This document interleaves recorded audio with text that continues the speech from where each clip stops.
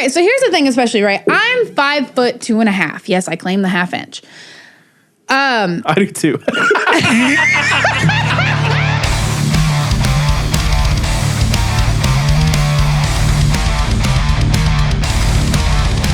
Hey, welcome back to the Roll for Funny podcast. My name is Alicia, and I am chronically annoyed by everything. Hi, I'm Eric, and I am too. Hi, I'm Ryan, and you got me up, despite what everyone thinks. Hi, I'm Grayson, and I got a migraine. Yeah, Grayson got a migraine. She couldn't join us today, sorry guys. But that's okay. We got Pete the Possum, who is a Fluff Nest toy. And if you don't know, Fluff Nest is making Puff Pals Island Skies, which Grace and I are very excited for. She has talked about that game at least once a week for 6 months now. It's so cute. Maybe. It's so cute. We're gonna get it for her. Like, you know, it's like it's gonna. We as in like me and her. We're gonna buy it. The pre-order for beta testing or alpha testing is open right now. But we don't have internet. I know. Yeah. We might have to bring her PC over here, buy it, download it, and then. If you have to, you're perfectly welcome to. Before we hop into the BS, should we roll for funny? Yup. Do it. Oh, y'all are f***ed. I saw both of y'all got single digits, don't you? I got double digits. Oh, you got double digits? What'd you get? I got 19, son. Oh, shit. I got a 8. I got a 17. Hang on.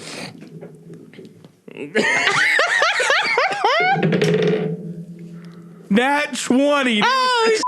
What the hell, Pete? Look, I'm not going to roll it. I'm not going to move it. I'm just going to Scooch. It is an everybody but Eric cast, you guys. Yep. Oh, it's always everybody but me. I never roll good. Does that have you f***ed up? Get good. Get better. Should we even get you started on it? No, please don't. In fact, just go hang out in the living room. We'll cover this episode. I'm actually just going to get under the table.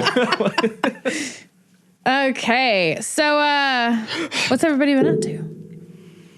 Not a whole lot. We finally got settled in, everything unpacked. We got all of our friggin' Amazon packages.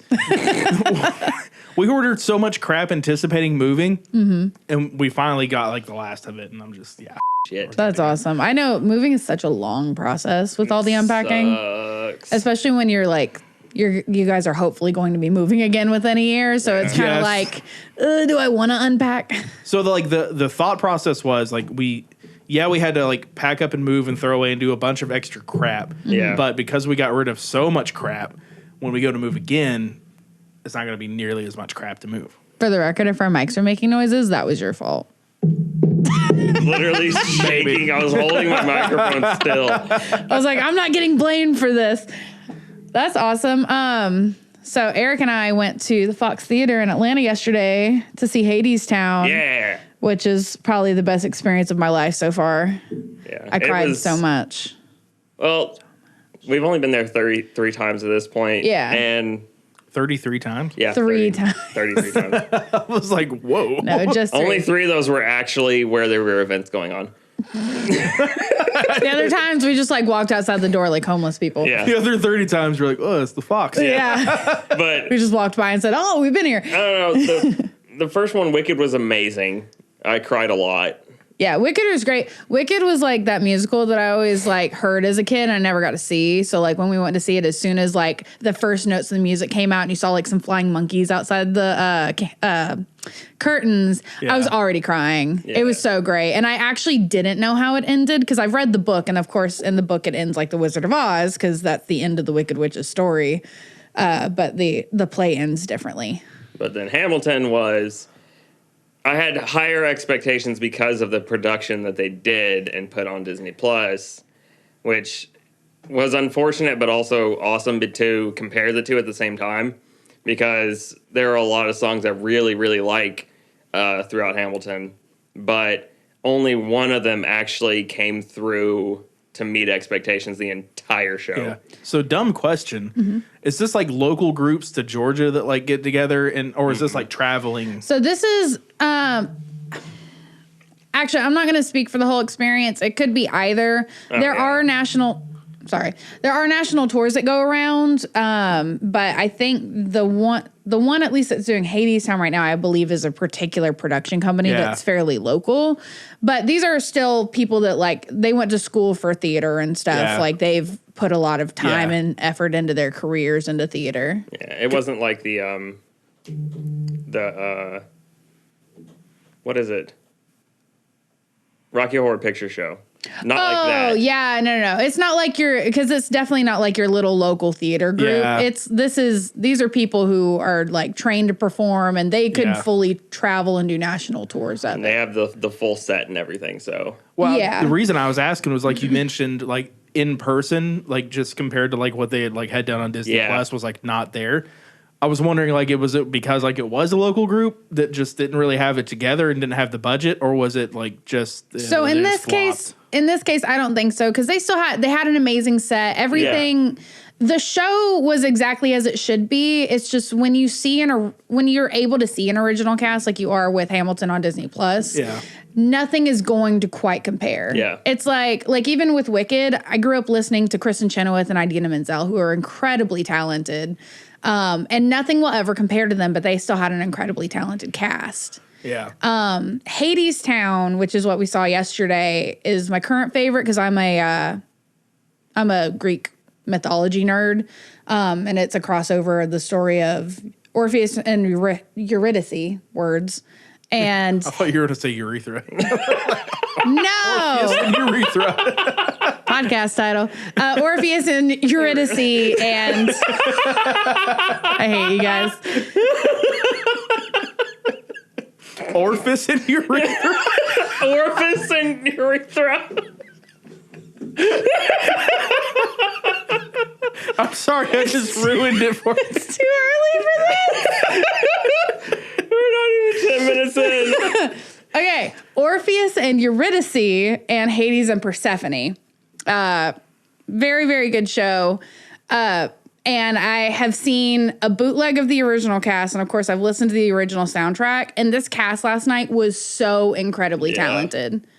The only thing that wasn't even similar to the original cast was their Hades, because the original Hades, whose name I don't know offhand, is like a true like bass. Yeah. Like sings like gravelly notes. Yeah. Yeah, like he's down there.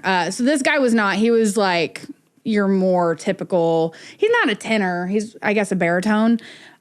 He was still very good, and it was kind of cool to hear the songs brought into a range that's actually easier or like more normal for most people. Most people aren't going to be able to hit that bass range. So is it like more a musical and like show, or is it more opera? It's a full musical. Okay. So it's styled like jazz music. Mm-hmm.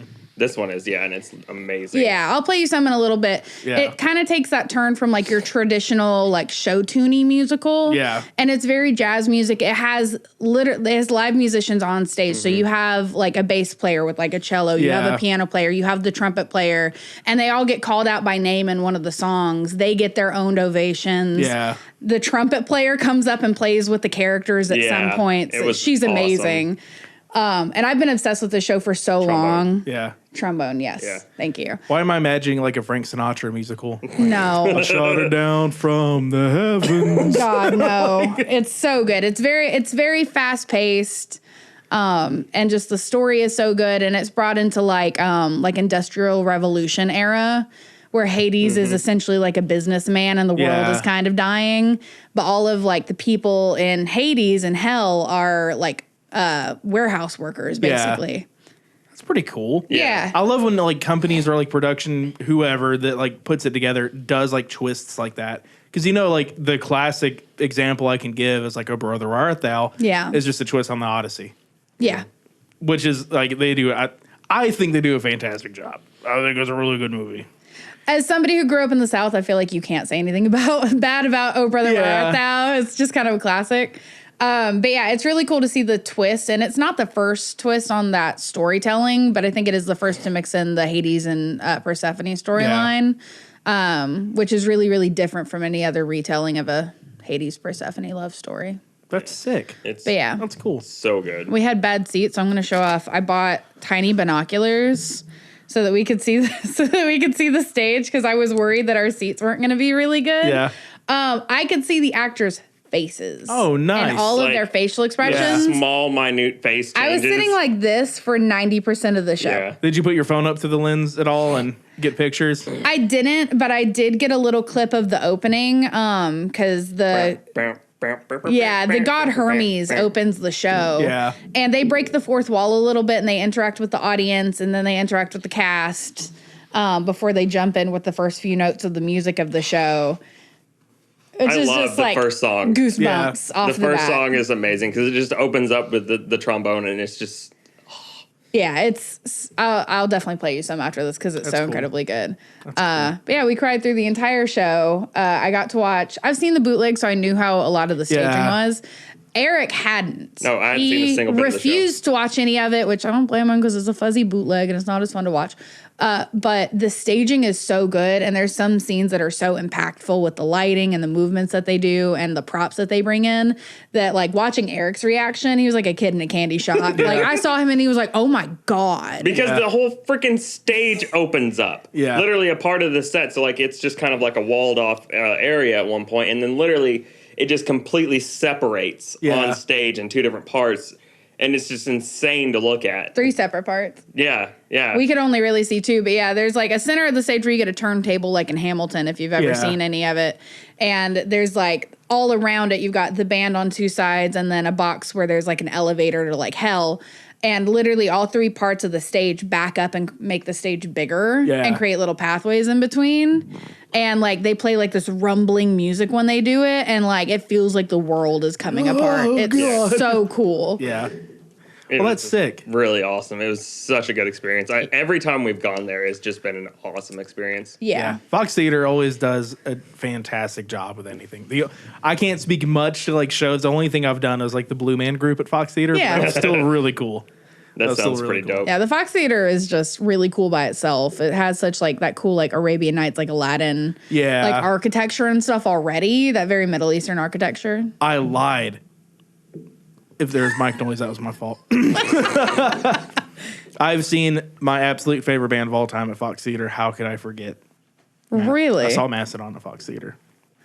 That was That is amazing. not the location I would think that you would see No. Mastodon. That's crazy. They're at that point now where they're no longer like local small venue band. They're like, I don't want to say arena bands, but they're Yeah.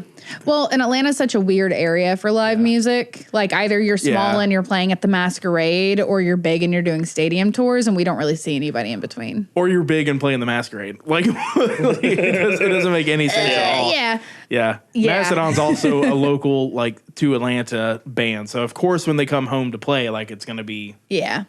They're going to get all the hurrah. Yeah, exactly. Yeah. That's awesome. Well, so we're playing Don't Even Get Me Started today, a game where we rant about all of our pet peeves. One of my very first has to do with what happened while we were watching the f***ing show. So we're going to get started now? We're going to get started now. You're going to get started? I'm going to get started. Don't even get me started on f***ing theater etiquette. Do you know how annoying it is? Like, I get, like, in a movie theater, like, sometimes people get excited, especially if you're there with kids. First of all, if you clap in a movie theater, you're a f***ing asshole. I hate you. I was about to use the bad word. You're also very dumb. Good job, Ryan. You're also very dumb. We're so proud of you. Can't with people who clap in movie theaters. I hate people clapping in movie theaters. Okay, but literally, so the tale of Orifice and Urethra is a tragedy.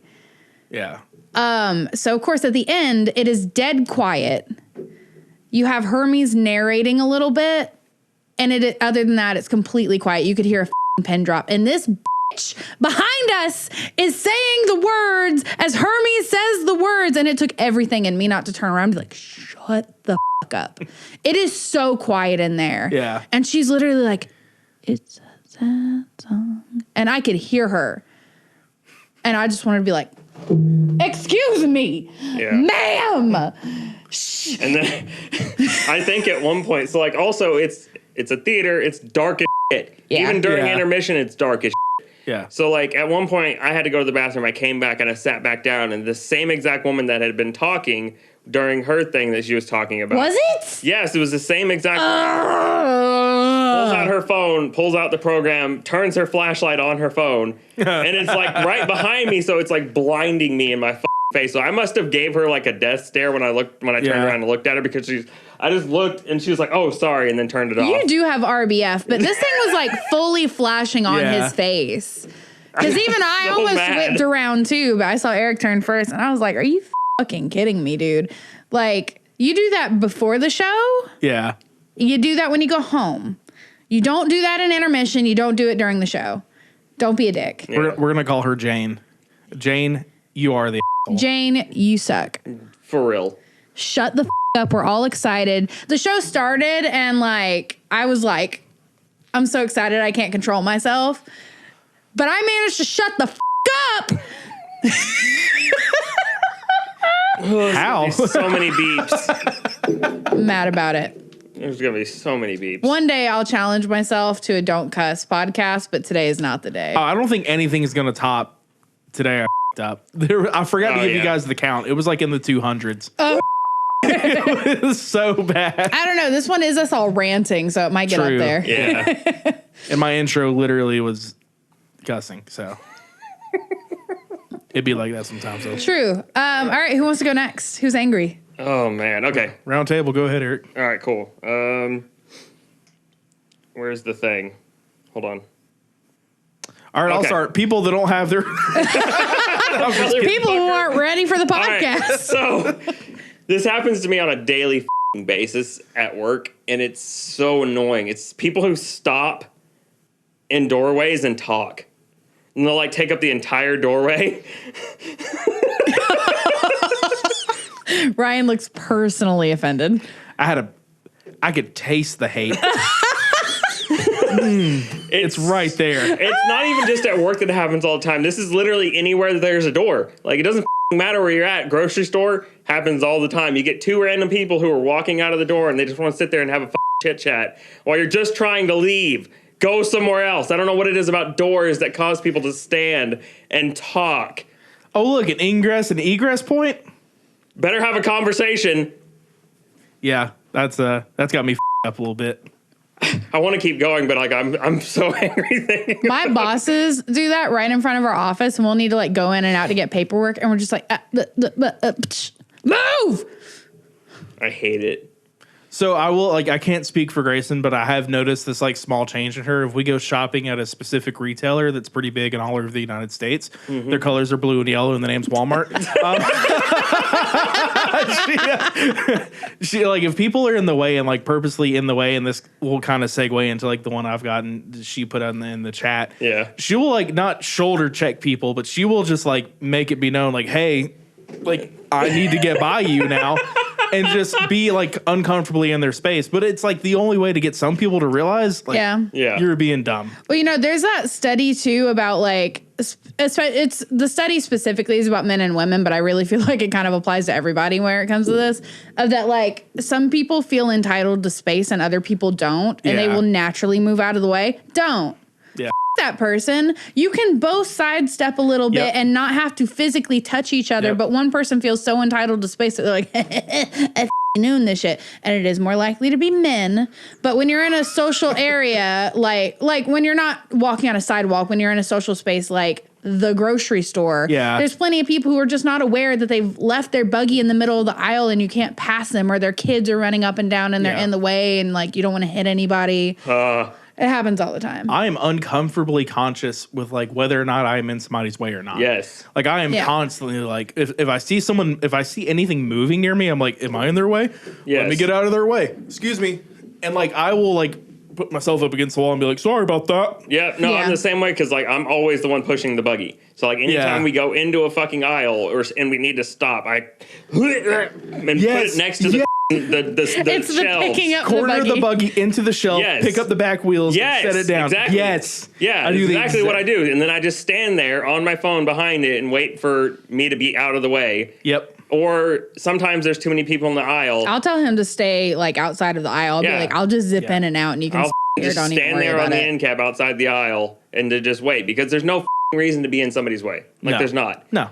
Not at all. That store is the store is so massive.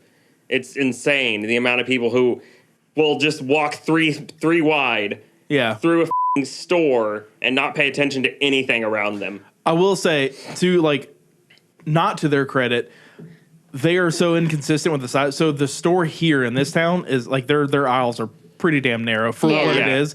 But the town we just moved to, it's so much better. Oh yeah, they have a good Walmart. Yeah, you can just about fit 3 people down an aisle, like next to each other. It might just be because of the Walmarts I've been to throughout my life and just different cities, because I've lived a lot of different places. Yeah. Well, like what bothers me too is like literally from the time you're a kid, they socialize you to keep to the right. Yes. Yeah. Yes. And they do that on purpose because it helps with driving. It helps with just general social etiquette. And yet still people can't manage to stick to the fucking right and let people walk. I said I was going to get my topics during the podcast, and that's one of them. Pedestrian walkways, no matter where you're at in a shopping center, sidewalk, or whatever, should work just the same way as traffic. Yes. Yeah. Just because they're set the same way. Doesn't matter what country you're in. If you travel on the left-hand side of the road, you should be walking on the left-hand side of the sidewalk. Yep. Or the left-hand side of the aisle. Yes. You know what I mean? Like, yeah. No, it's the same way, because they split all of the massive aisles up with little shits. Yeah. Like little pallets of all stuff. the PDQs and everything. Yeah. And like you would think that it would make sense that you stay on this side, everybody stays on the right, and nothing gets mixed up. Like, it's one thing if you're, like, running around an end cap real quick into the next aisle, but it's different if you're just, like, leisurely strolling and you have a buggy and then you're talking to somebody who needs a wheelchair, so they're on one of the riding carts, and then your kid is running around you in circles. Get the out of the way! I just need milk. That's the worst of the milk is all the way to the back! I knew you know exactly what I was talking about, because it's as soon as you walk through the door, you just go straight. Yes. And that's it. No other however, paths. you're going to run into at least 4 people, because someone's going to come out of the aisle and not do the little... And then they're just going to shoot out. People will make eye contact with you, go in the wrong direction, like you're in their way. Yes. Yeah! Idiot. Like... I love when they're doing it too, and like sometimes I'll just stop and sit there and just be like, play chicken with them. I'll just be sitting there staring at nothing until they walk by me, because if I don't, I'm gonna like they're gonna get my face, and I don't want to get in a fight in public. True. I don't want to do that. It's So- therapeutic. It is. So on that note of people walking all in the way, why do people walk so goddamn slow? And it's always in the crosswalk when you're in traffic or you're trying to get past a red light. That is so true. Okay, so here's the thing, especially, right? I'm 5'2.5". Yes, I claim the ½ inch. I do too.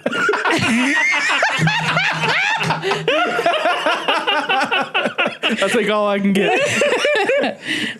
So when you grow up short, growing up short should be a show. It probably is. Oops.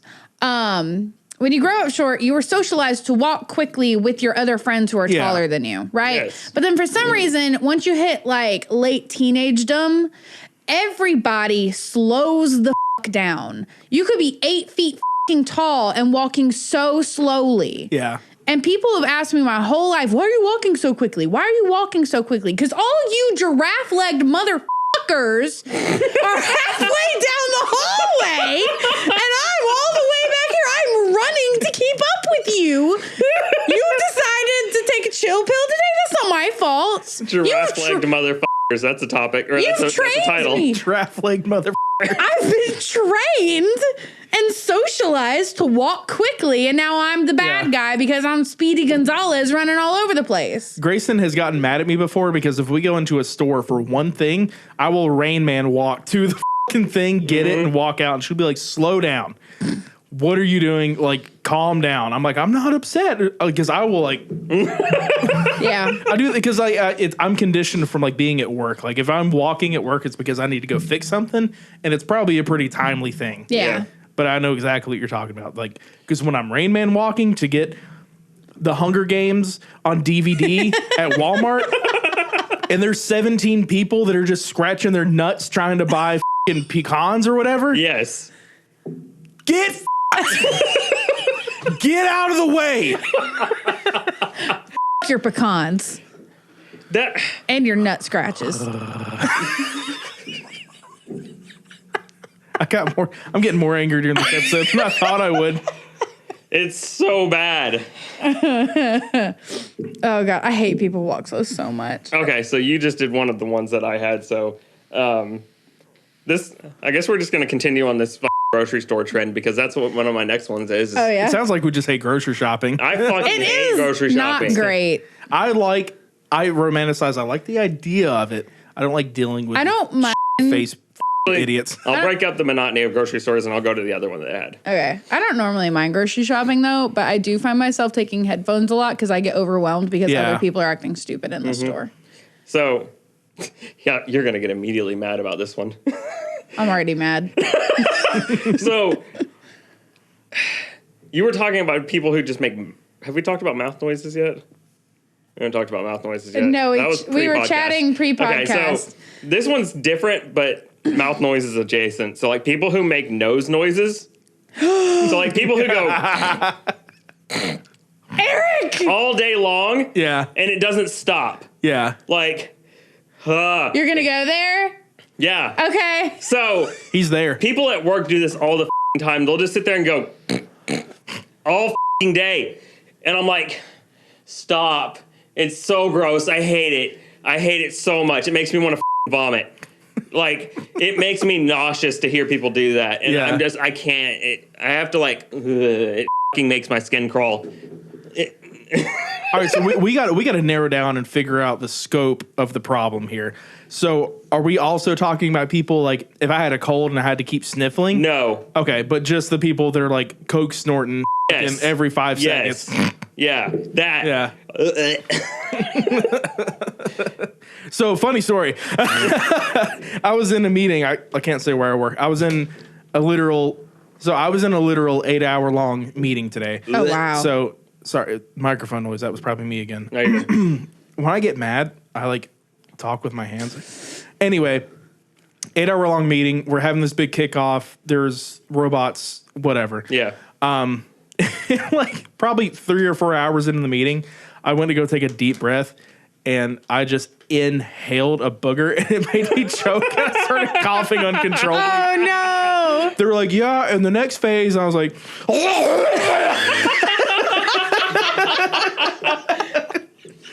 they're like, are you okay? I just excused myself. Excuse me while I go vomit. Yeah. No, like that's fine. That's gonna happen. But like, there's just people I work with who just do it constantly, and it doesn't seem like there's any specific reason to it, and I don't understand it.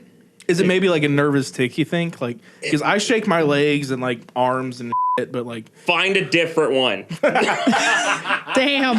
I have so many different like stems and like fidgets that I deal with on a daily basis that don't make noise. Yeah. Well, you know, funny enough, I actually, maybe not funny, but I used to have a friend in high school who actually had Tourette's. Like not super severely, but they did have Tourette's. And I noticed one time we were like in a car and we happened to be sitting in the back seat together and he was like making a clicking noise in his throat, kind of like you do, but it was quieter. And I was, I like do that same thing with And back of your sinuses. Like I don't know how to do that. Anyway, so he was doing that repeatedly and I was like, what you doing? And he told me he had Tourette's and I was like, oh, I'm sorry. I felt really bad, but I was like, why the f*** are you making that noise repeatedly? Okay, go off. Oh, adjacent to nose noises are mouth noises. Oh, I thought you were gonna do the other one.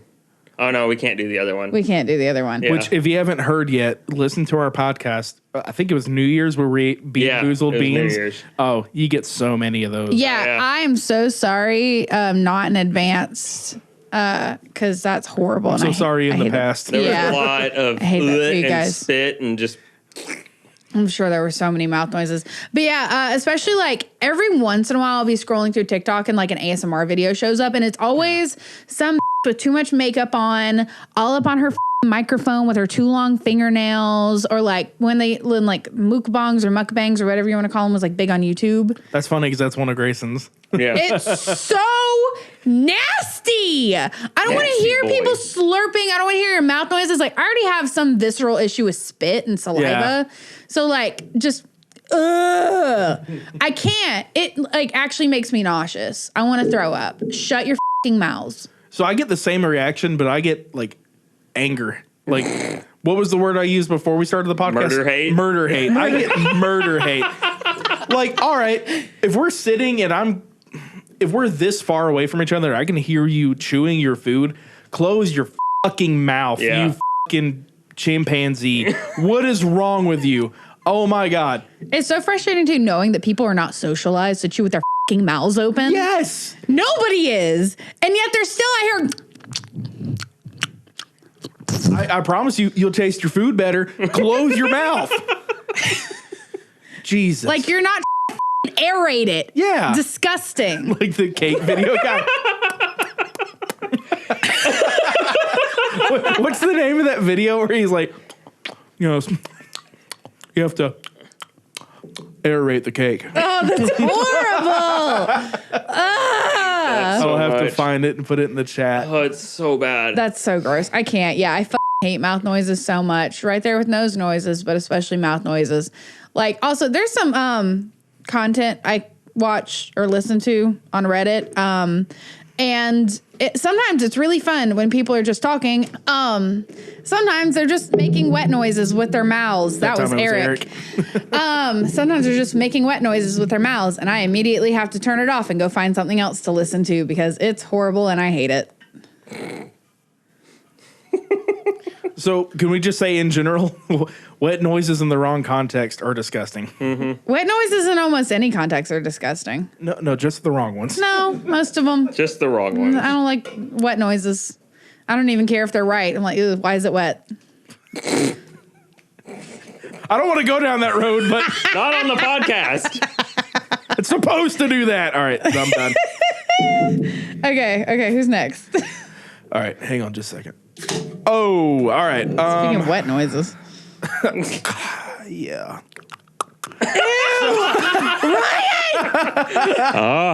Disgusting. People who talk on speakerphone in public.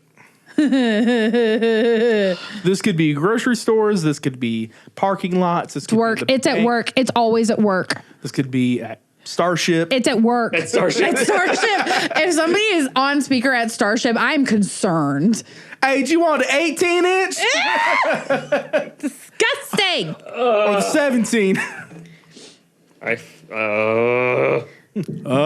Do you prefer peach or aubergine? What the is aubergine? Aubergine? Am I dumb? It's like that eggplanty purple color. First of all, aubergine is an eggplant. Oh, we're talking colors. I thought you were talking flavors. No. God, I hope it's not eggplant flavored. I mean, I was just trying to avoid literally saying race, but you ever had eggplant parmesan? no, I don't like eggplant. Oh, okay. All right.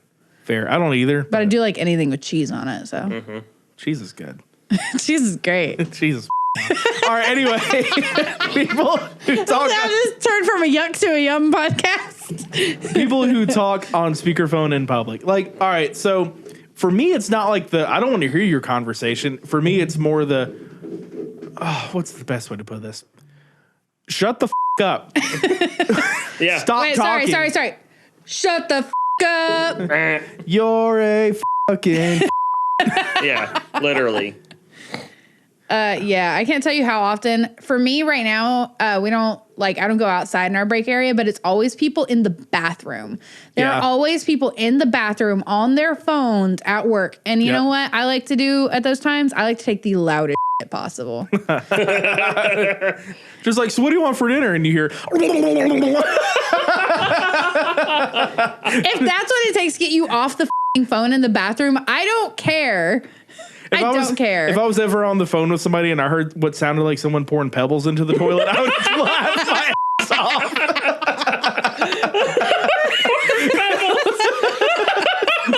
Just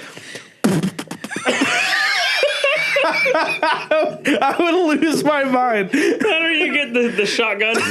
Okay, but I've done that before. That's how it starts. Yeah. It always It's says, always that release of air, just and then just demons. Yeah. Like, honestly, f*** them. them. Yeah. Like, I that's fucking hate gross. it. Like, A, nobody wants to hear your conversation. B, gross. Why are you talking on your phone on a toilet? Yeah. And you know what the conversation's about all the time, every time? Nothing. Yeah. Absolutely nothing. Yeah. It's like, well, how's your day going? Oh, it's pretty good. I'm on break at work. I'm just coming here to take a poop. Oh, make sure you got a good poop. Make sure you wipe pretty well. Nothing. No. Ever anything. I actually heard somebody get audibly upset because I was pooping while they were on the phone. That's their fault. Yeah. I tried so hard not to laugh. They're the So funny. It was so funny. But yeah, I took it like a loud, nasty at work. It was great. Today I up while being on the phone in the bathroom. Yep. Yeah. Can we amend it a little bit and add an asterisk to the people who speak on have conversations on speakerphone in public? The people who just hold the phone up to their ear, not talking at all, and just walk around in public like that. What are you doing?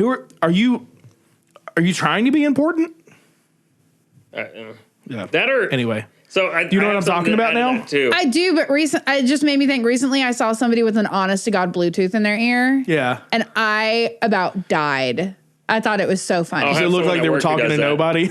Well, because I was genuinely like, what the f*** are you doing wearing a Bluetooth? Oh. Like the Everybody old has ones. AirPods. Yeah, like an old 2023. style Bluetooth. I'm like, it's f***ing 2023. What are you doing? Everybody has AirPods. That's hilarious because, love you, Dad, but my dad wears these. No. Yes. I have someone at work who does it too. Yeah. Look, every meme about anybody who uses Bluetooth devices are absolutely accurate. You're an asshole. You're an asshole. Nobody likes you. So I'll give him credit. He does it. He works from home and he does it at home on conference calls on the porch. That's it, though. That makes sense. However, going out in public Yeah. or just randomly wearing them is like, why? There are better options. What a 2009 topic. Yeah. Bluetooth in public. Yeah, like there's somebody at work who doesn't. I've had to get onto them multiple times because they forget they're wearing it and they'll come onto the floor and I'm like, you can't have that in your ear. Yeah. Also, 2009 called. They want their headset back. yeah. Get Jobber some fucking called. AirPods. Yeah. We have the problem at work. I'm trying to think about how to explain it without giving away where I work. They'll perform their work driving around but they'll wear the beanie caps with the Bluetooth speakers in them, and they think they're getting away with it, but they stop them every time, and they're like, "What are you doing?" And they're like, "It's just a hat," and they're like, "No, it's bull not, fucking dude. shit. Take it off." Yeah. They've gotten to the point where they just walk people out now. They're just like, "Come on, get off the list. Good. Get off your equipment. Come on." Who's got the next one? Spectacular. I think it's Eric. Cool. Back to grocery stores. Let's go. Everything comes back to So the there's grocery store. always I forgot a frozen pizza. So well, if you do go back to the grocery store, put your fucking buggy away. Oh, yes. yeah. Why didn't I think of this? I literally used to push buggies for Walmart. Yeah. Yeah. It fucking kills me. When we went to the grocery store after we went to UPS today, someone literally walked their buggy to the front door and then left it there. Mind you, where you get your buggies in this particular store Is 10 more feet. inside the door. 10 feet. That's all the extra space you had to go. And then they just left it by the front door. It's so easy to not be an asshole. And I'm yet like, people achieve it all the time. why? And then there's people who put them in the parking medians. Yeah. You have to actually pick your buggy up to put it on that. And I'm like, that's so much more effort than walking the 10 feet to park the buggy return. I was mad earlier because when we were leaving UPS in the grocery store, somebody had parked a buggy in between where the cars are. That's also there was a buggy annoying. in front of my car, and then there were two people behind me. So, and the spot in front of me was empty, so I couldn't even pull through because somebody left a fucking buggy there. Have you seen the Also, TikToker? Oh, go ahead. Wait, sorry. If you're not from the South, buggies are shopping carts. Yeah. Buggies. Have you seen the TikToker that just goes around and or not roast, but he trolls people that leaves? He'll find somebody in a parking lot that left their cart somewhere, and as they're backing out, he'll walk behind their car and just leave it. Yes. Yes. I've seen that. Yes. And they'll I get love out and it. be like, "What are you doing?" And they'll push it a few feet, and then Yeah. it'll just. And he as they're driving away, he'll slap a sticker on their back windshield that says like "I'm an asshole" or whatever it says. Yeah. Yeah. There's also like you. It takes so little effort to not be an asshole. It's like that's why there's so many complaints about all this is because it's stupid and it's petty, but it takes so little effort to not be a dick. Yep. yeah. Close your mouths and put away your buggies. I don't know if it was a study or just someone just talking about it, but like all the people who complain about not being able to do a lot of certain things, and they're like, you can't even put your own shopping cart away. Yeah. You can't even put your own buggy away. How do you expect to be allowed to do all these other things? Yeah. Like that's one of the most minimal things to do on a daily, like that you'll do it on a daily basis when you go to a store. Like you took the time to go out of your way and grab the buggy. Yes. Take the extra 30 seconds and go put it away. Like I've been known, like if I see a buggy in a parking lot and I'm going in, I'll just grab the buggy and take it in with me and shop with it, and then I'll put it in the cart return. Yeah, and I'm also the type of person that like if there's, I shove mine into the return if so there's like it goes all the way in. Yeah, because there's like two and or like three lines of them them all sticking up. out. Yep. So I'll shove it all the way in so that they go in nice. I've gone as far as to like grab the extra 3 or 4 when I didn't work at Walmart. Grab the extra 3 or 4 that are around and put them all together. I've done the that same thing too. For 2 reasons, because 1, like don't be an asshole, and 2, I'm just OCD like that. Yeah, I'm the same way because I'm pretty sure I've done that with things on the shelf before by myself. Yeah, Really? like face Randomly. the shelves. Like I would have been looking for something, grabbed one, and then seeing that there was like 2 or 3 like in the way back, and like grabbed them and pulled them forward. yeah. Aw. Because I love, as somebody with tiny arms, I love that. yeah, Well, it goes back to like the general principle of like leave a place better than you found it. Yeah. You know, and that's just a good general rule to live by. Like, I don't know if you guys ever notice, I'm not trying to pat myself on the back, but whenever we do something here, if I have boxes or trash or anything, I make sure like get it all together, and make sure it goes in one place, and make sure before I leave it's all taken care of and done. Yeah, and I mean we appreciate it, but it's not necessary. I mean, I clean it up anyways. Yeah. Always very courteous. But that general principle, when you go in public, it's everybody's job to make sure everything like is nice.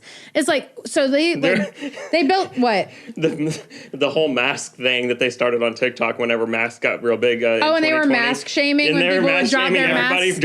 And we used to do that. We'd walk through the parking lot going, shame, shame, shame. Well, and then like, so we have a dog park near our house that they just built. It's not a great dog park because there's no trees in it. It sucks. But when they built it, they almost immediately closed it again because people weren't picking up dog shit. It's I got the one rule of a dog park. Yeah. And the bags are provided. Literally. You don't even have to buy them. You don't even have to bring your own bags.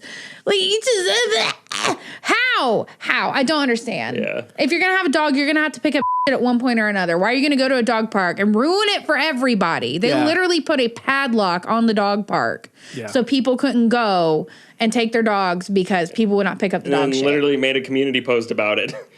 Yeah. So and then people were like, it's not fair. Well, go yell at your neighbor who's not picking up their dog shit. You gave me my next topic. Just in general, littering.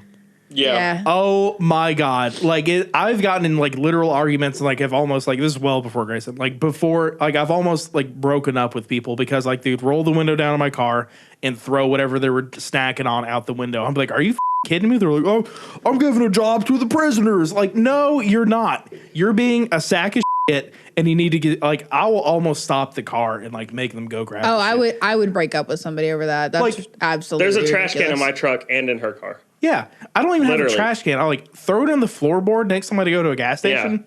I'm throwing it away. Yeah. I'm not that fucking good about it. My mom always we would always go to the gas station and she'd throw all the trash in the bag. And then whenever we stopped somewhere, she'd throw it out. Yeah. And, like I have a little trash bag like on my console. So it hangs in my back seat. And and whenever I go get gas, I just dump out my trash can. Like the one thing that gives me like literal fire burning in my stomach, murder hate, is like seeing like chicken wing bones and like carcasses and like styrofoam cups like in a parking lot of anywhere you go. Back to the grocery store. I hate when you go to the fucking store and you pull into a spot and there's just somebody's cup that they just sat on the ground and then pulled out. Why? The worst thing that I'll do is like in a drive-through if I don't have another cup holder because I'm fat and I have like 2 sodas already set. I'll like take it out. I'll dump the drink out, but I'll keep the cup in Throw my it car. in my back seat. Yeah. Don't, especially if it's like a cup that doesn't have a lid or something. Like if it's an old Starbucks cup, so you don't have it, there's no closure to it. Like, yeah, okay, it's a little shitty to dump it out, but the rain will wash it away eventually. Yeah.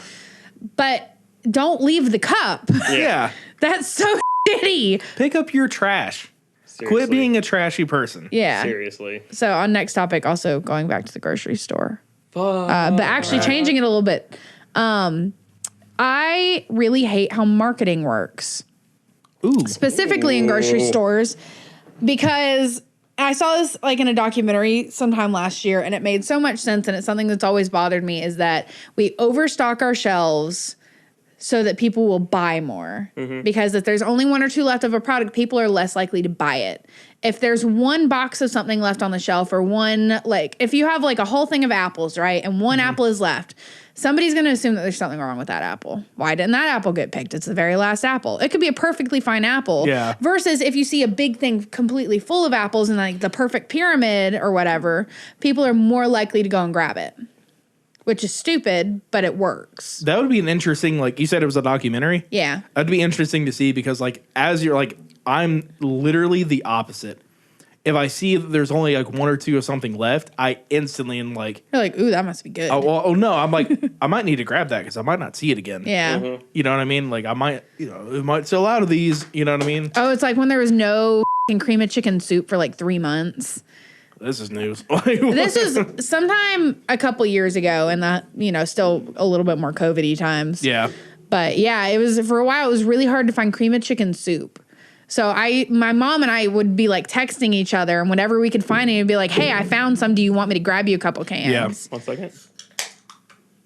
Continue. Nice. But yeah, so like it's super wasteful because like there's already a really big issue of food waste in the U.S. But literally, stores statistically will overstock shelves because it's a lot more aesthetic to see a shelf full of products than it is to see empty shelves. Even though a lot of that food's going to end up going to waste. And the amount of branding that goes into it too. Yeah. Most brand names mean absolutely nothing. A lot of it's the same shit. Yep. If you buy off-brand, it's the same thing. Yep. A lot of times it's even made in the same factory, and they just sell it to somebody for a little bit more money to put a brand name on it. I can't say where I work, but I can attest to it. Yeah, literally. Well, no, literally. There's a whole video about it. Like, there's a whole thing about it, too. It's like, also, just like going back to the marketing thing, it's named different depending on where you live in the States. Yeah. Yep.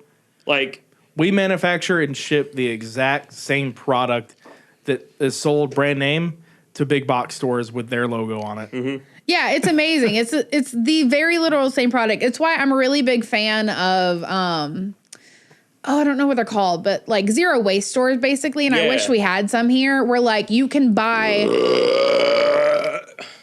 That's like a solid 8 out of 10. I was gonna say the same. Yeah. that Good felt job. good. That was good. Came from the stomach. But yeah, zero waste stores where like you can bring your own containers to get meat and stuff, or like you can buy the ounce or by the pound, like dried goods like pasta and rice and stuff. You can buy the cheese powder that you put in your shitty Kraft mac and cheese.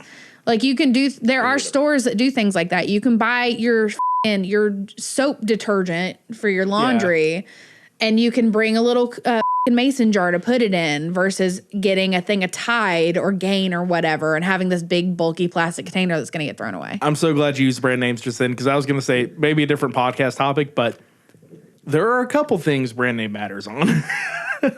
I will say there are things like I get people have their preferences as far as like, especially if things are scented. Yeah. Going back to the soup, cream of chicken soup, there's only one brand. Yeah, I was going to say cream of chicken soup. I have tried off-brand cream of chicken soup, and it is oilier and definitely less quality than like Campbell's. So in some cases it matters, but there's a lot of cases where it really doesn't. Yeah. Especially when you're looking at dried goods. You could buy in whatever brand of rice we have in there. It's not off-brand. It's a branded rice, because I literally can't find off-brand basmati rice. Yep. Yeah. Like, it's ridiculous. It's one company that sells it or whatever. Yeah. But like they're all most of the things come from the same place. It's like how most of the oranges and most of the avocados, a lot of our produce come from singular places in the world and go all over the United States. Yeah. But they're branded so many different ways because you're going to market them to a particular population. Mm-hmm. Your specific example, when you mentioned laundry detergents, that's my thing. Is like, I can't do store brand laundry detergents because I don't know what it is. I don't know if it's on purpose or if it's just something wrong with me. No matter what, if I use store brand laundry detergents, all my clothes always smell really mildewy. Really? Yeah. So like Tide, for example, is the most expensive laundry detergent you can get, but it's the only laundry detergent I know of that I've used that doesn't make my laundry smell like that, and I will spend the extra money. That and toilet paper. Oh yeah, no, toilet paper and paper towels. Yeah, we're very picky about our toilet paper and paper y'all towels. got the nice paper towels. We will not buy anything else. Y'all got those rags on a roll is what you got. My mom is always like, you and your shop towels. I'm like, I like Viva. Yeah.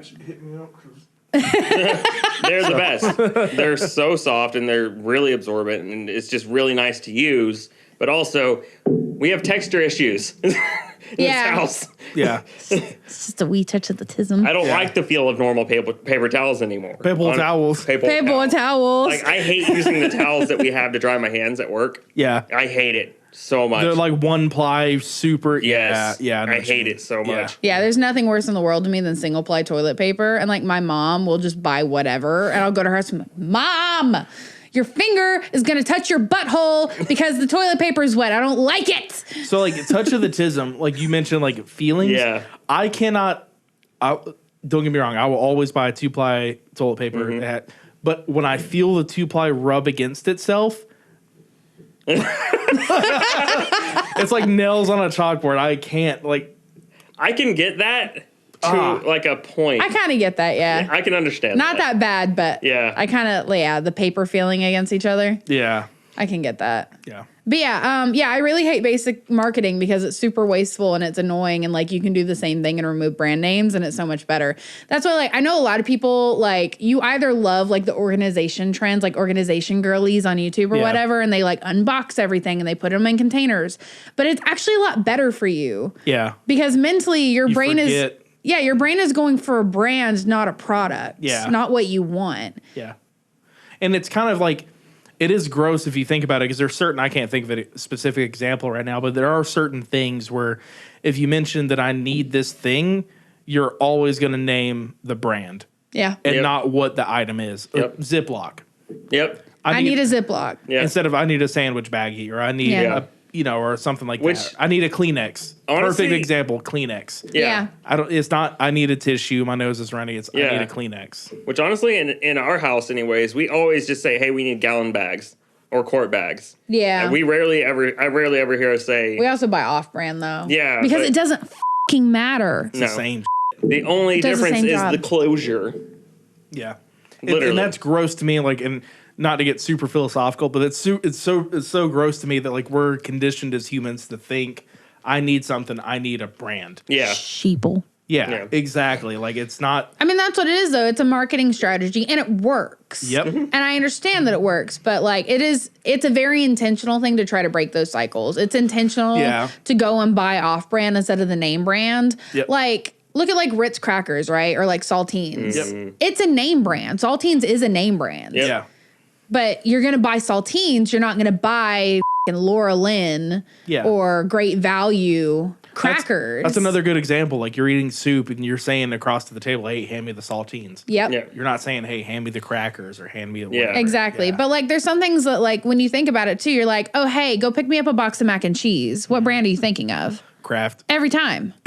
Because also that's kind of another one though. You're socialized. And especially in America, you're socialized since the time that you're children. Or Velveeta. Yeah. If someone's do love some do you want a Velveeta. beer? No matter what your favorite beer is, if someone's like, hey, you want a beer? Bud Light. Yeah. Immediately. You're thinking Bud Light when someone says beer.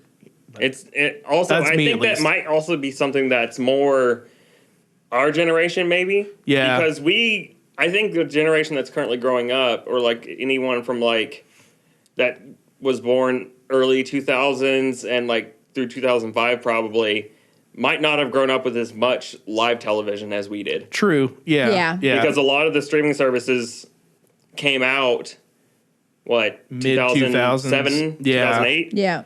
So a lot of people began switching over whenever Netflix and that stuff started getting big. So like when we were growing up, I had cable TV a lot, and we seen commercials all the time. Like I don't remember the last time I seen a commercial. Honestly, at this point. Yeah. Because I mean, I'm also the same person. I pay extra money for YouTube Red because I don't like watching ads. I just had a light bulb moment. It's icky to think about. We're like Shut up, Siri. where we've headed, and this is more the entertainment industry, but where we've headed, like as far as like things that we want, as far as entertainment, everything's a brand. Yeah. You don't think I want to watch an on-demand movie?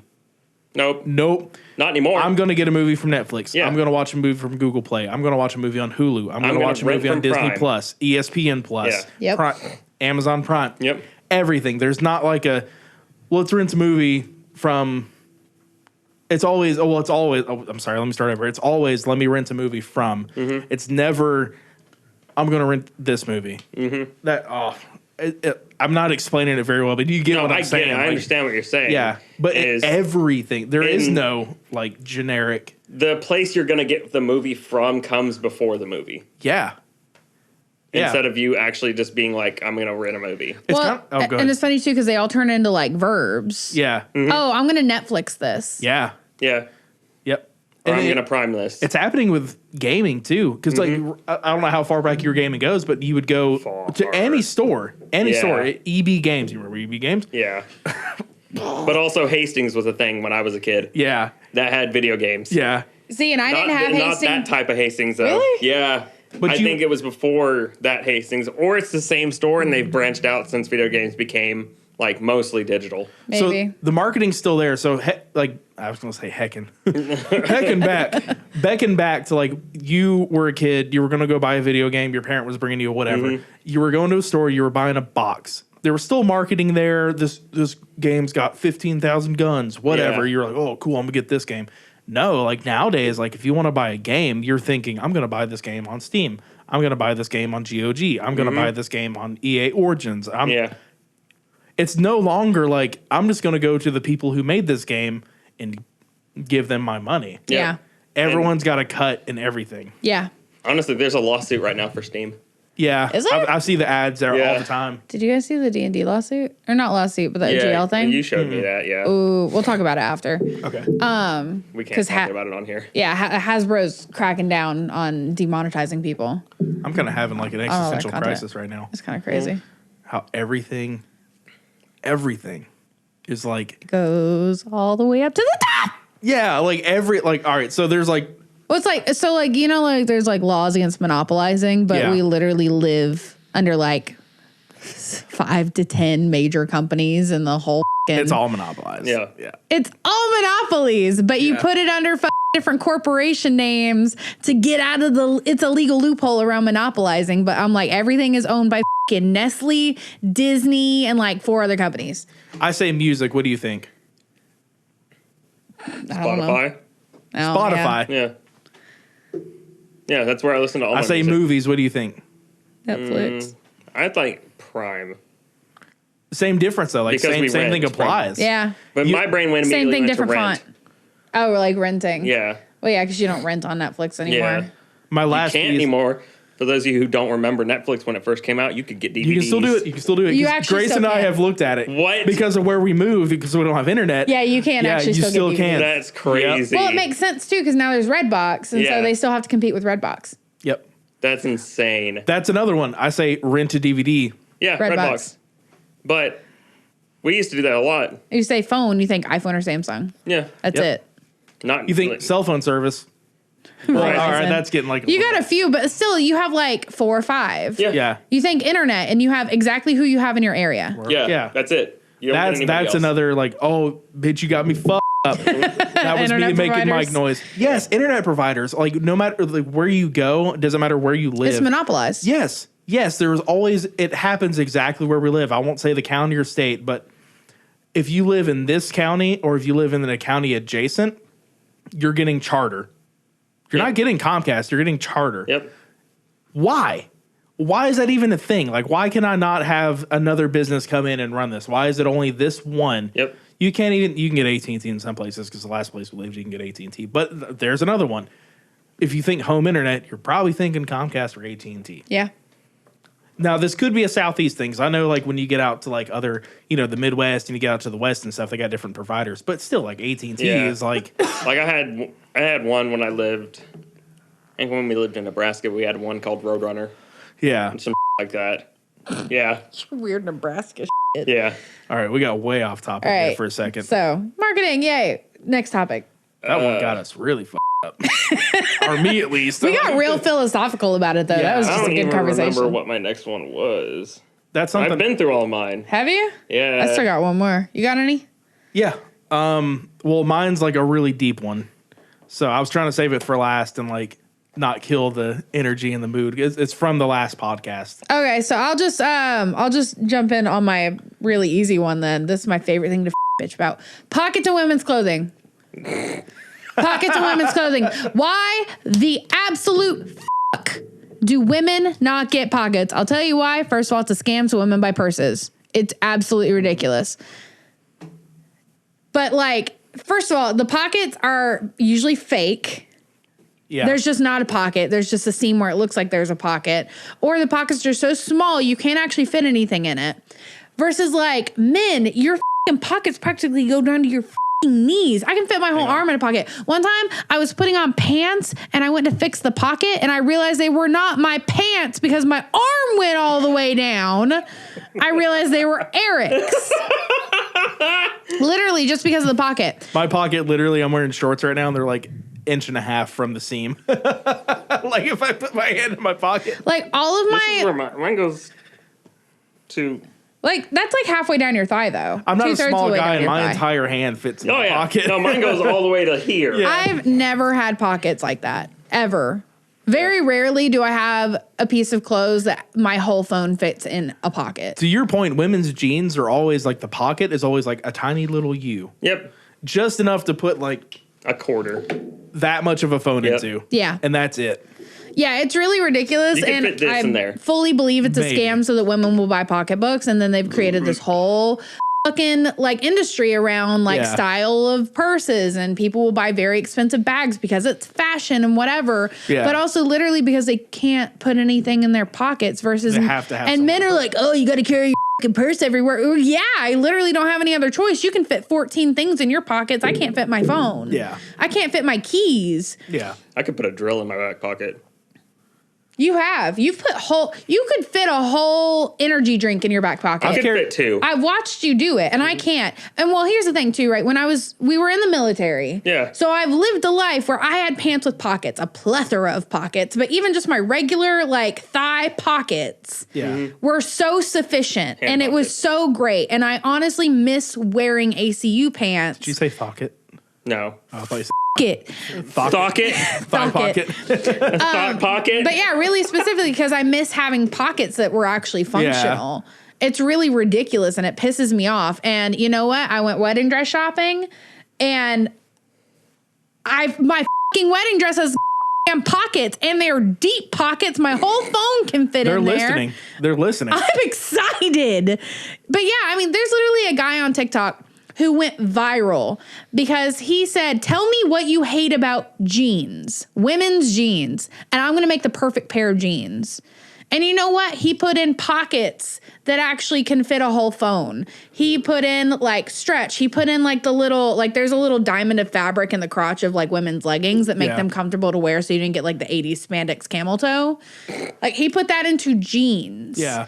Like he took all of these suggestions of like, what do women actually want in pants and went viral literally because he just asked the question. Yeah. He said, I know all women hate that you don't have pockets. Tell me what else. Tell me why leggings have better pockets than jeans. I've got a really good asterisk to your women's clothing point, and I can't speak for Grayson, but she has mentioned it many times, and I'm surprised this did not make her list. Women's clothing sizes, like especially for pants, make no not sense at all. At all. Like for me, Yeah. I'm literally a 31-30. She has literally said, I can put on size X pants, Yep. and I can put on size Y pants from two different stores. And they fit exactly the same. Yep. Or I've got size A, B, and C pants, and they all fit different, but my mom gave me size X that reads the same as size B, and it's literally the same fit. Yep. Yeah, tell me why. So, like, men's sizes make sense because it's your waist and your It's inseam. literally the measurement. Women, it's just an arbitrary number. It makes no sense. It's different at every store that you go to. Last year, we went to Levi's, and I could have cried of joy because they started labeling women's pants at Levi's like they do men's pants. And they made them in long, medium, and short. Yep. Do you know how... For leg length? Or? Yeah. Which is also something that they do with military uniforms. Yeah, so like where the way they're sized in the Army is you have small short, small medium, small long, or you have, what is it, small or like medium short, like that, right? Yeah. And that's how they all are for tops and bottoms. Yeah, and like for me, like I've always had to have my mom hem my pants. Like I'm gonna start doing it because I just got a sewing machine and learned how to use it. But like I've always had to have my pants hemmed, or I have to cuff my jeans, which is okay because I'm bisexual. But like, is that a specific? Yeah, Yes. It goes along with the Subaru. I drive a Ford. Subaru. First of all, Subarus are lesbian cars. So you. Sorry, Stephanie. What's the bisexual car? Hatchbacks. I feel like hatchbacks are the perfect bisexual car. That's up because I kind of want a hatchback. I like hatchbacks. My car is because we're going on a date tomorrow. I was going to say, you got this gleam in your eye every now and then. My car is just too big to be a hatchback. It's technically an SUV, but it's small. Yeah. But yeah, Subarus are lesbian cars, in my opinion. A lot of people think that the Jeep is the bisexual car, but I disagree. No, the Jeep is the douchebag car. Jeeps are douchebag / lesbian car. Sorry, not sorry. Cancel me now. Jeep is the douchebag vehicle. Not the Cherokee or the... You're thinking of Wranglers. Yeah, Jeep Wranglers are the douchebag vehicle. Sorry, that was me. If mic noises happen. It's okay. But yeah, God, we got so off topic with the car thing. Oh, yeah, but the Levi's jeans thing, I like could have cried in relief that I could find a pair of jeans that was in my size and also specified to a shorter person. Yeah. Because I'm short and I'm plus sized. So if you wear anything above like an 8, everything is too long. Yeah. And like could go past my foot, the entire length of my foot. There's so much extra material, which is just not comfortable to wear. Logically, it only makes sense to me, I guess, because I'm a guy and I've only ever bought pants like this. It makes sense logically to only measure, give me the measurement for the waist, give me the measurement for the length. Yeah. That's all you got to do. Well, like that's the whole thing though, right? Is the fashion industry is so focused on women. Like there is a men's fashion industry, but it is nowhere near as excessive as the women's fashion industry.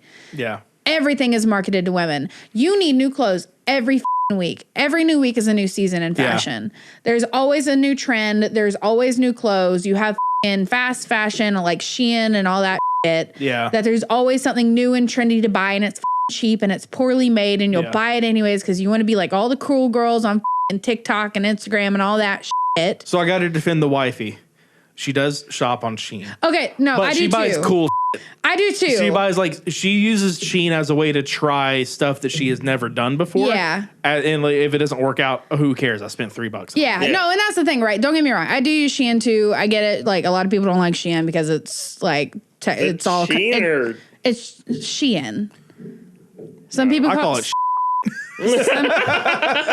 people call it Shein. It doesn't matter. It's SHEIN. But you know, it's all from a sweatshop or whatever. I get it, but like consumers are going to be consumers and capitalism and all that.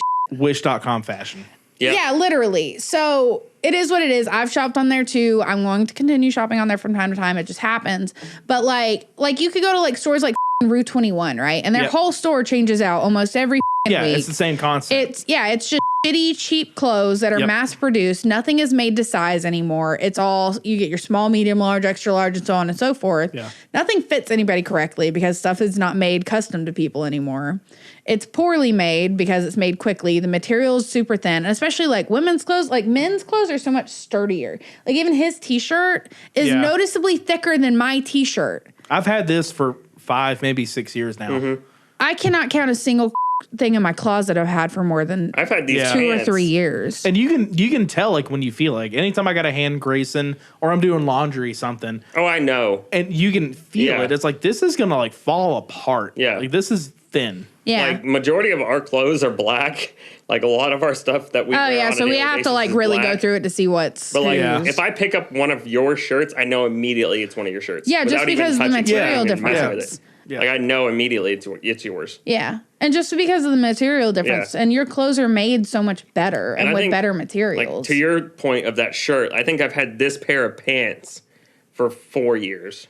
3-4 years. My jeans don't even last me a year. The only thing that's wrong with chub them rub. is I'm getting a tiny little hole where my phone sticks out in my pocket. And I think like again to your point, but you said it was my point. To our point, Well, you said you had that shirt for like 4 or 5 years. I've had these shorts for probably about 4 years now. Yeah. I've had these socks for probably 2, maybe 3 years. I've had these underwear for probably a year, and they've got another good 5 in them. Like it is kind of fucked. Yeah. But it's going. I hate to get like all like philosophical and conspiracy theory again.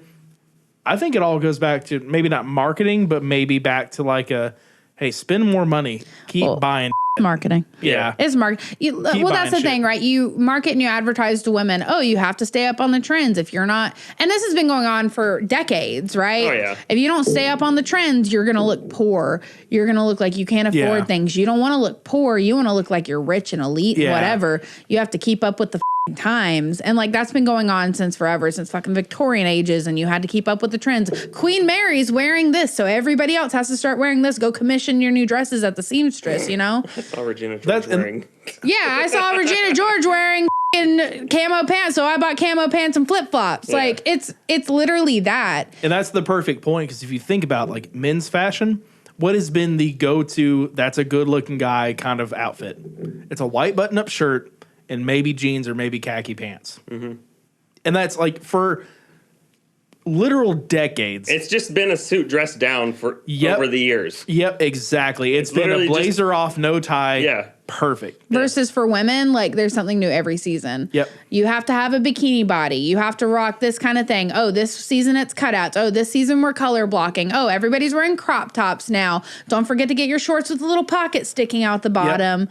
Like there's always something new. Oh, skinny jeans are out of fashion now. Fuck you, Gen Z.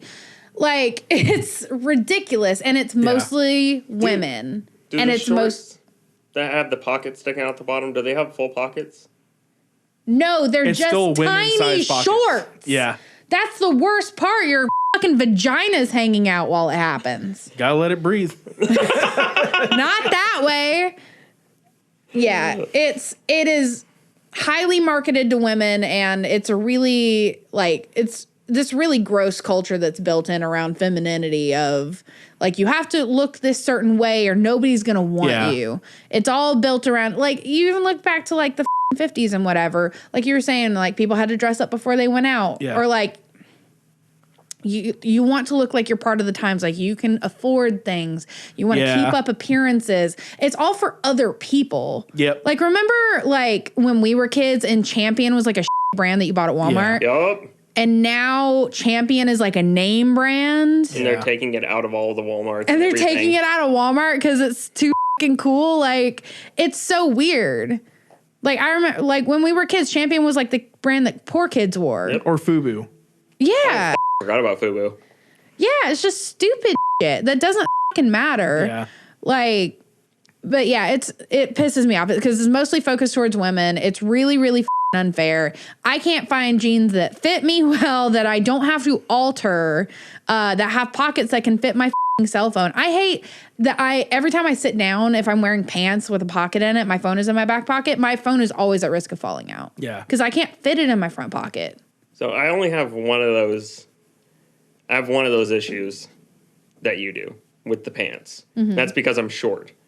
Yeah. So if you go to a store, you cannot find pants unless you go to a name brand store. I know what you cannot go to a store and find pants shorter than a 30. Nope. Because I have to wear a 30. I'm not a 30 length. Yeah. I'm more probably like a 28. Yeah. Or that was me. More like a 28. But even if you go to a name brand store, to find a 28, you need to be a 28 waist. Yeah. I haven't been a 28 waist since I was in the Army and in the best shape of my life. But to that point, like I don't know why like the general assumption is like the bigger the waist, the taller the guy is. Yeah. Like I'm a big dude. Like let's be real. Like I'm a fat guy. I wouldn't say you were fat. I would not call you fat. Like I'm anywhere between a 38 and a 40 waist size, 30 length. Like 30 is perfect. Yeah. And you're 5'10", right? 5'10", Yeah. 5'11". I'm 5'5". For some reason, when you get to 38 waist size or 40 waist size, 30 length is no longer a thing. Yeah. For whatever reason. Yeah. And like I'm right in that middle point, like where I'm getting the biggest size I can find at a JCPenney or whatever. Yep. Or if I go to the big and tall shop, everything's way too big. Yeah. Yeah. know what I mean? Clothes are created as though height and weight always correlate, and they don't. Nope. It was like this, like, I mean, I had the same issue in the Army with BMI and height and weight. Yeah. And that's the most, I don't even want to get started on 600-9. BMI is another like. Yeah, I still remember Oh, I could go off for hours. Yeah, I don't want to talk about 600-9. About and BMI and height and weight in the military because that gave me an eating disorder. Yeah. It's terrible. Because I'll say one thing about it. Because it's stupid. Because there's dudes maxing PT tests, right? They get 300s on their PT test. They're just big dudes. But they fail height and weight. Because they're tall. Yeah, because they're massive. Well, no, the I most had a guy physically fit dudes you've met, but they fail height and weight. Yeah, they're bulked out because they're super heavy, but they can max their PT. We had a guy who was in my unit who did the exact same thing, maxed his whole PT test. Short guy. He was like my height. Yeah. Bulky as hell. Maxed every single thing, was super fit. His girlfriend liked him that way, so he kept that up and he went to the gym every day. And he had to stop going to the gym and be less physically fit so that he could pass height and weight. I guess into a whole other topic of like, what does that speak to the strength of our army? You know what I mean? Mm-hmm. Like, oh my God, this is going to be really bad. Well, it's like in a nicer way, relate it back to like schools and testing, right? You're not actually teaching kids anymore. You're teaching them to pass a Scantron test. Yeah, exactly.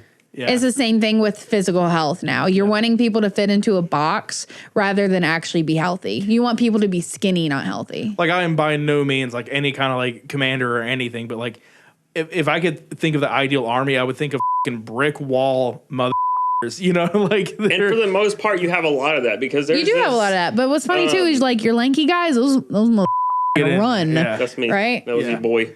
Yeah, I ran. Must be I had nice. zero issue running when I was in the Army. I was a sit-up bitch. I had a good core. Not anymore. I didn't do anything military related. And it was weird because you would have random dudes who were like me, but tall and lengthy, who couldn't run for shit. Yeah.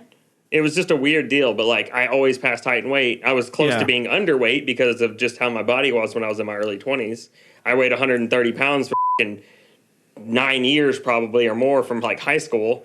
And I didn't start gaining weight till I got out, stopped working out, and started getting. It took a really long time for you to stop into gaining. me. It took a long time for you to start gaining weight too after. Well, like me, so like I was 135 pounds at 5'2.5", so they boosted me to 5'3" on the height and weight, and that was the max weight I was allowed to be. Yep. For me to have weighed less, I would have to have starved myself. Yeah. All because of the height. Yeah. That was pretty solid. Felt good. Yeah. Sorry. Had less strain to it. I'll give that a 9 out of 10 because it was just as big as the previous one, but it had less strain. You couldn't hear the. I didn't push. Yeah. That was just all the way up. Yeah, that just happened. Anyways, just to close out that subject, BMI is based off of a study done on Dutch people who are all white, of generally the same build. And just, it's not fair. It's not fair for most people. It doesn't account for people in other countries. It doesn't account for people of different races. Yeah. Generally, you're built differently. A lot of black people are more athletic. Their muscles are actually built differently, and it's beautiful in its own way. And white people, if they're skinny, tend to be much leaner. It's very, very different. And that's not accounted for at all. There was a girl in my unit who had a Nicki Minaj butt. This teeny tiny waist. She was like the definition of slim thick, and this teeny tiny neck. And she had problems with height and weight because she had a tiny neck and a big ass. Yeah. And she was gorgeous. Gorgeous. But she failed height and weight because she had a small neck. Mm-hmm. They wanted her to have a fatter neck. Yep. How stupid is that? That was the key to passing height and weight. How do you fat neck? Did you just work out your neck? Is that literally? No, yes. They would be like, "Oh, tuck your chin." They would have us cheat. They would have us tuck our chin in and make the tape a little loose. Well, yeah, no, I had literally dudes do neck exercises. They would put the strap on their head and like attach weights to it to like work out their necks, just because they would fail height and weight otherwise. And I'm talking like dudes who are jacked, like have zero issue if they had to carry somebody across the field. If they had to grab somebody by the back of their IOTV and drag them 100 meters, they would have zero issue. Whereas my tiny ass had to carry. I had to attempt. IOTV is body armor. Sorry, yeah.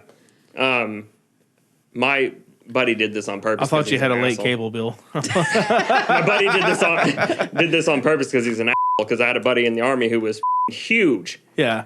Well, not huge. Actually, in the Army, he was your size. Now he's huge. Now he's like training to be world's strongest man type dude. But I had to drag him up 50 meters. Yeah. I weighed 130 pounds. He had 100 pounds on me. Like, I could not drag him easily. It was so hard. And so, like, them trying to get all these people who were super jacked to just lose weight because of the height and weight is just stupid. Okay, I'm done with this Army. I got a quick last point on the entire thing. No, nothing to do with the Army. Just because I'm a big dude doesn't mean I'm like this big, strong guy and I can move everything for you. Yeah. Sorry. All right. That's it just doesn't correlate. Yeah. Everybody wants to like relate it to that, and it's just not. Yeah. Nope. We're all different. It's amazing. We're all unique and amazing. Ah. In retrospect, Except I'm a trash can. I feel like I shouldn't have kept my last one as like a last one because it is like really deep. I feel like we should end on a high note. But the last one I've got here... I'll pull something out. Don't worry. Oh, man. So, my last topic for... Again, we up. Is cheating and just making people feel terrible in general. Because you want to. Yeah. So, the thing that clicked mine off was, of course, last week's story on the Today I Up episode about the ex that purposely gave somebody else fellatio and then made out with her current boyfriend to just then tell him, hey, I sucked another guy's before I kissed you. So I have I'm really sorry. I have no funny parts to share with this, but it's so, to me, besides like murder or like rape or something like that, it's probably the next worst. I'm sure I'm like discounting a bunch of other things and I can't remember. It's one of the worst things you can do to another human being. I think so because number one, it destroys like who the person thinks they are and their reality of like what they know is going on. Yeah. Especially if you don't have a good reason for it. If you're just doing it because like you just want to explore and do something with somebody else and your partner finds out about it and that's how you break up, that makes that person feel like they're just not worth anything anymore. Yeah. It's a terrible, terrible, terrible place for that person to be in. Mm-hmm. I don't care how good the reason is. Stop, have the conversation with the person and say, hey, this is why we're ending things and I will be seeing other people. Yep. Yeah, it's really horrible and cowardly. And what's, I guess, more interesting or somewhat interesting in it is that, like, I feel like as we get older, more people are more and more open to, like, adding some different things into their relationship. Yeah. Like, they might be open to, like, trying swinging with their partner or bringing in a third one time, like, just to try different things, but, like, consensually with their partner if their partner is open to it.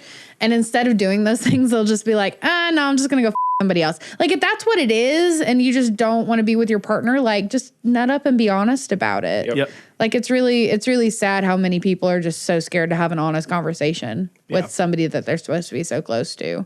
But on the other hand, if you're just wanting to try something new, like, talk to your partner. You should also be able to talk to your partner about that kind of thing. I have a friend who, she's no longer in this relationship, but she was at a point where, like, they had started in an open relationship and they had been in one for quite a while. And she was getting to a point where she was like, hey, I think I want to try going back into an open relationship or just maybe bringing in a third and, like, having some fun. Cause, like, she's very young. So, like, she's really just, you know, trying to figure it out and having fun and whatever. And she's adventurous and, like, that's really cool. And if that's something consensually your partner is open to, like, that's a much better conversation to have than just to go and hurt somebody's feelings because you're either too scared to have a conversation or you care so little for that person's feelings that you don't care.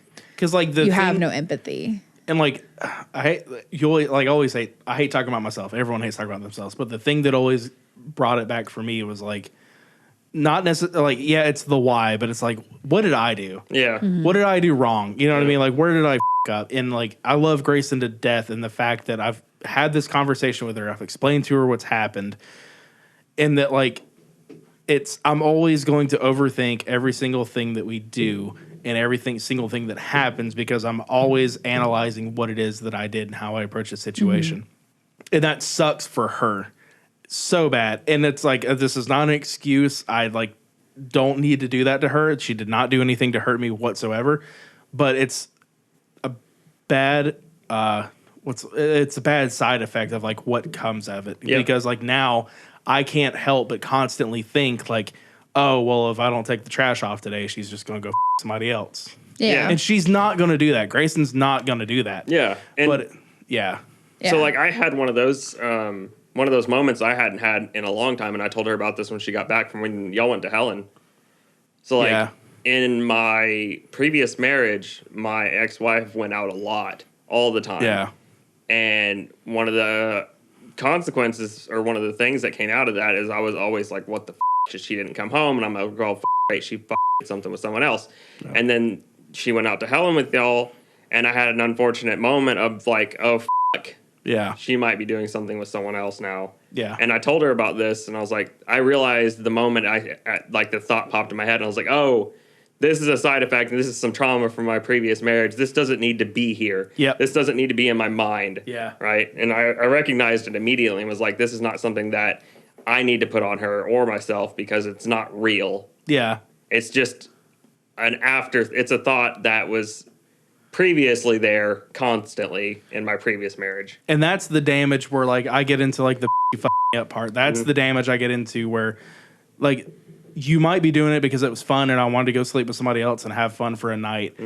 Yeah, I'm going to break up with my partner anyway. But the damage that it does to another person, where now I'm constantly thinking or constantly going over, I'm in a very good and healthy relationship. My partner went off for whatever happened, and I can't help but just sit here and just dread on like, oh, what is she doing? Yeah. When that person did nothing. Yep. Like, you're not only hurting that partner, you're also hurting anyone's future partner with that person. And that's the terrible, terrible part of it. The psychological just up of it. And like, and another part of the got me up is, and this might be controversial, if I know you personally and I know that you're doing that, you're dead to me. Like, I'm not going to talk to you anymore. You're not going to be my friend. I'm not going to have a relation with you. I've got friends right now that, and all right, granted, I'm an asshole. I need to tell them why I don't speak with them or hang out with them anymore.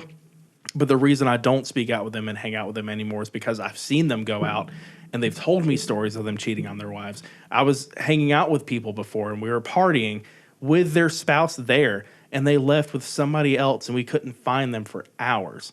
Didn't know where they went.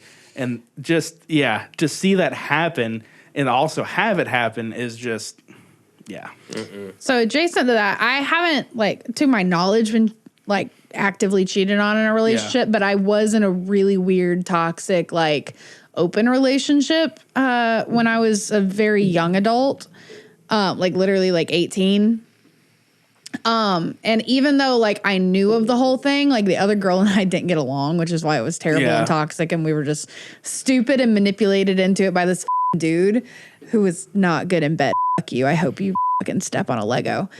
But like, that's like the worst thing you can wish on somebody. Yeah, that guy, he deserves it. He really sucked, and he caused me a lot of trauma.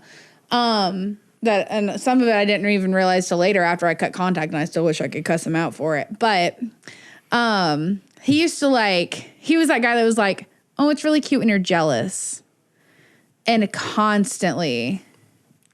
Yeah, that guy is already a piece of. Made me about everything. He was constantly comparing me to other girls. He always was like, oh, I'd break up with a girl if she got fat. And of course, I was 18. I already thought I was fat. Like, every 18-year-old thinks that she's fat. Like, I had so many insecurities, and then he just like added to them. And like, I don't know if he actively thought that he was, or if he like really just thought he was all that because he had these two girlfriends. And it was so ridiculous, but like it creates the same level of insecurity and the same kinds of insecurities that I was like, oh, he's always looking at other girls. I'm never going to be enough. He's never going to pick me. Yeah. Nobody's ever going to pick me. And like, and a lot of that's like still come forward too. Cause like, especially like since I've gotten out of the military and I've gained weight and like I look different than I used to. And I judge myself very, very harshly on that. And a lot of times with Eric, cause Eric is still a physically fit guy. And like, I make fun of him all the time cause the little girls at the wing place we go to flirt with him. And they're like, do not. They do. They're these little teenagers, right? I'm not really worried about them, but I can't help but to make the comment because I'm insecure that I'm like, he could get somebody that, or I feel like he could get somebody who I think is more conventionally attractive because I've gained weight and I don't look the same as I did 7 years ago. Absolutely not. And in that exact same vein, like it's Grayson has she's told you all the stories, and she's told me this, like, you know, the New Year's story, like where there was this girl hitting me at the bar. It has me up to the point of like I just don't think anyone wants me. Yeah. And like I just don't think that I'm worthy to be with anybody in this. And those are things like I've had to work through and figure out. And spending, you know, living in Mississippi and spending time by myself has helped a lot with those kinds of things. But that's like the stuff I've had to explain to her. I'm like, it's like if I do something that's toxic and it really up, tell me about it now. Let's cut it out, and I can then digest and realize what it is that I'm doing. Because I have those moments of like, yeah, nobody wants to deal with me. Like they're just if somebody gets with me, they're just gonna go find somebody else. So I'm there to like give them, you know, $100 for dinner one night, and that's it. That's all I'm there for. You know. Yeah. Yeah. And it's just the toxic parts of or the trauma parts of previous relationship that have to be worked through. Yeah. And that's what's been so awesome about being with Alicia is that I've gotten to work through so much of that. Yeah. Because of her working through it with me and forcing those good parts of me back to the surface. Yeah. Because they had been buried down so deep, because I had been taken down so much from my previous marriage. And well, like we've talked a lot about how like when Eric and I met each other, we were both at probably the lowest parts in our lives to this point. Like I was in a bad relationship having panic attacks because I was like getting stalked by my ex, and then I got dumped by another guy like who he shouldn't have dated me. He knew I was all up, but you know, it was beside the point. I was being a crazy bitch. And Eric was like actively going through a divorce. Yeah, fully separated, living by himself. Like we met on Tinder, you know? Yeah. Like I was like actively like around getting free dinners, you know, with military guys who suck, and like just doing whatever I could to get a little bit of attention and not get tied down. And you know, I just happened to meet Mr. Traumatized as well over here. And what's up? It's your boy. It's your boy, Mr. Traumatized. And it just worked out. And that's not going to work out for most people. But like, it was lucky for us that we met when we did, or it might not have worked out, you know? If I'd met him 3 years earlier, I probably would have been like, you're an idiot. I'm not dealing with you. Yeah. And the last part of the damage that I'll like go through, and this is like it for me, the last part I'll go through is like it extends out past like romantic relationships. It extends out to like relationships with other people. Yep. Oh yeah. Where, like 100%. I'm usually like I'm pretty certain in my head, and again it's stuff I work through all the time, but I'm pretty certain in my head that like people around me, like I'll use like work as a specific example. If any minor thing happens, like I'm gonna pick up and notice it and think like, oh, this person's they're done with me. Oh yeah. They don't want to deal anything with me. Like I'm just gonna I'm just gonna quit this job. I'm gonna go on the next place because I'm like worthless here. Oh yeah, I'm the same exact way. Like there was a specific instance just like that I happened to have last month. So my partner at work, who I work directly with, was angry at one of the other associates that we work with. I thought they were mad at me. Yeah. Because they were being short with me. Yep. But they weren't. It was absolutely nothing to do with me. They were just irritated, and I'm assuming trying not to project that onto me in any way, shape, or form. They were just trying to get over it. And so, like, a few hours later, I had asked them about it, and they're like, no. Like, I would have told you if you had done something, you know? And they're like, no, I was angry at this person for being stupid. And I was like, oh, okay. I was like, I've been stressing over this like the last 2 hours. Because it'll like, sit and like it'll boil. Like, yeah. And I'm the same way. And so like they're like, no, not at all. Like you've not done anything wrong. Yeah, like, And oh shit, what did I do? Yeah. Well, yeah. I'm the same exact way. I hit that point too because like I tend to be a really really jealous friend. Like Yeah. even with like Grayson, I know I tend to be pretty selfish with people's time and like I want people's attention. Yeah. So like I take it very hard when like people have to like cancel plans last minute or plans change or like something comes up and like I start to take it personally even though like it's not personal. Even earlier like Grayson has a migraine today so she's not here and at first I was like Grayson's sick of me. She doesn't want to hang out with me. Yeah. I'm an overbearing friend. I require a lot of attention. And like I've just had some people in my life and that I wanted to be friends with so badly that were just genuinely flaky and they couldn't commit the time. And I have to accept that and be okay with it. But I always blame myself for it too. Because I'm like, there's something wrong with me. People don't want to hang out with me for long periods of time. Yeah. I'm too much. And I think as a generation, I think we're all millennials, aren't we? Yeah. So I think that's something, I can't speak for everybody, of course, but I feel like as a generation, that's something we struggle with is like having the self-worth enough to say like, no, like I want to do X, Y, and Z by A, B, and C. Mm-hmm. And then like being able to cut off the ones that are not willing to meet your standard. Yep. You know what I mean? Yeah. And then you're stuck with having to deal with those like people or be around the people. And that's where like, just a good example. And like, I hate getting philosophical. Like the agreement, like I edit the podcast on Thursday, Friday, get it out to you so you can have edits for everything.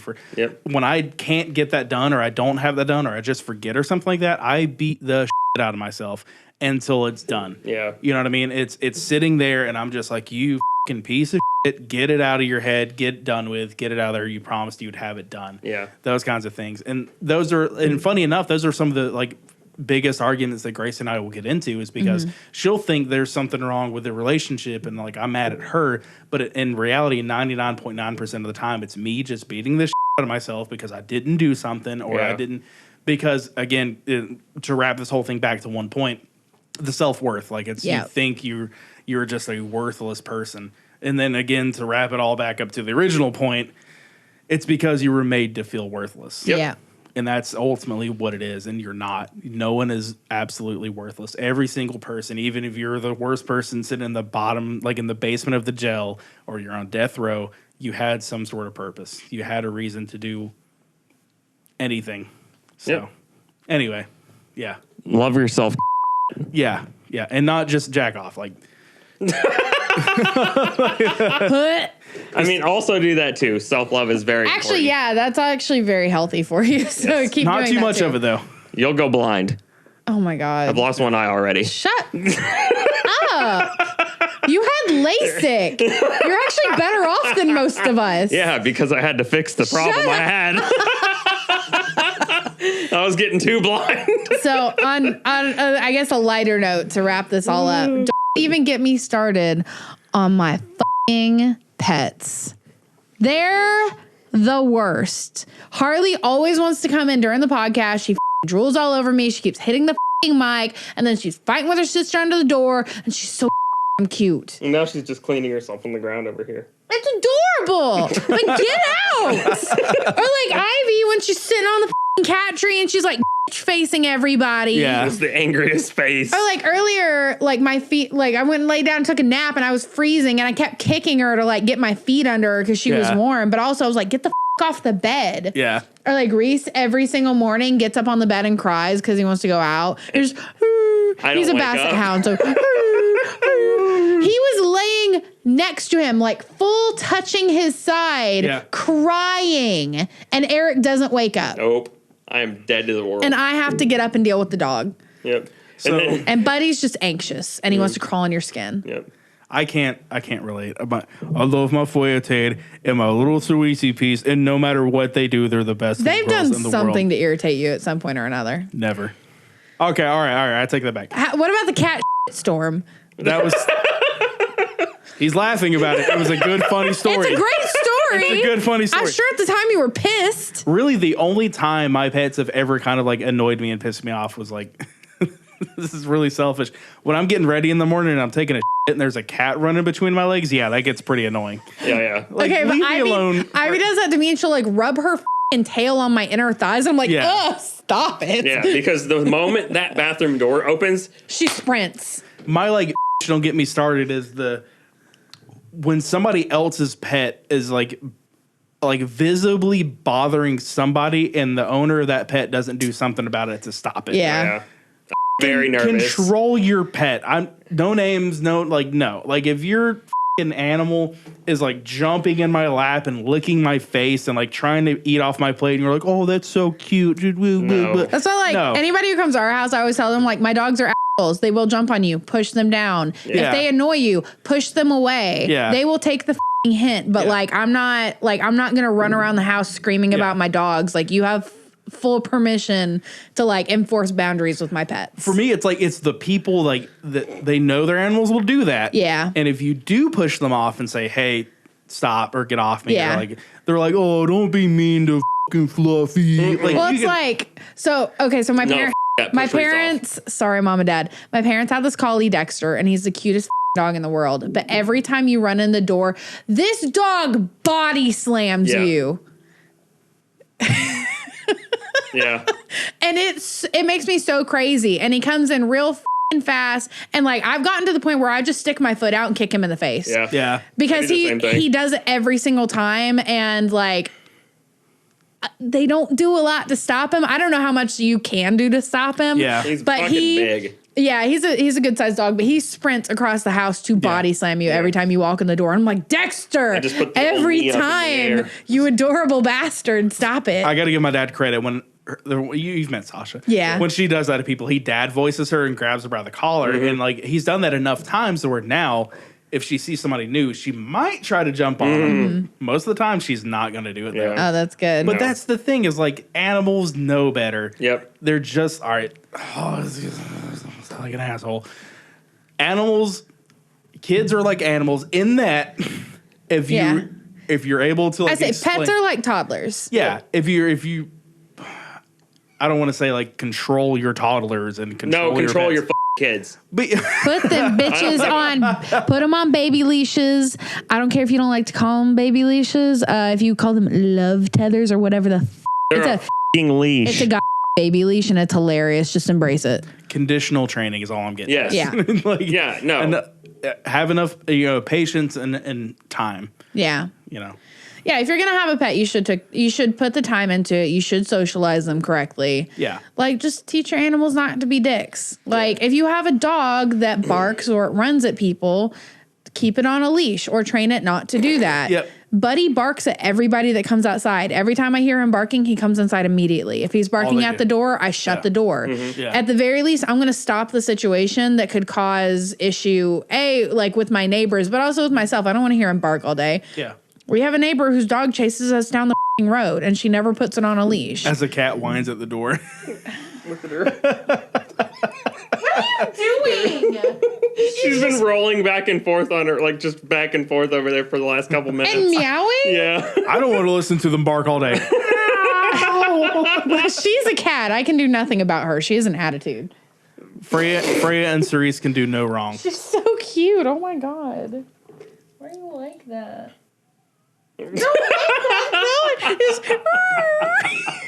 Asshole. So off topic, but in the comments, tell us: are you a cat person or a dog person? If you say that you hate cats, you just don't know the right cats.